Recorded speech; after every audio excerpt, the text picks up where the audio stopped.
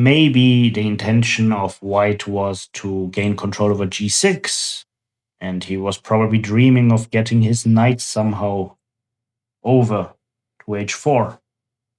But this will be a very long journey, and black doesn't need to be frightened here at all.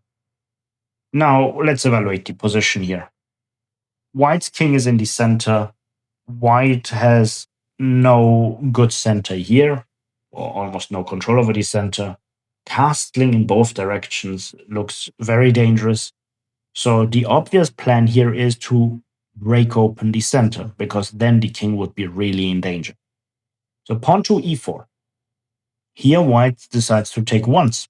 Why not twice? Well, if the knight takes now and white gains a pawn, then comes, for example, rook e6, and white is already losing material because the king is on the e file, the bishop is on the e file, and the knight is on the e file.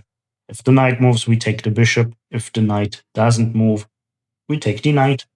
For example, castling, and now, for example, bishop takes e4, and black is completely winning here. Now let's go back. In the game here, white only took once, as mentioned, and then castled, and still, this position is also very dangerous. I played my rook to c8, trying, this is just in an attempt to show that I'm attacking the opponent's king here. Or, yeah, the weak king. And now bishop to d4 was played, a rather annoying move,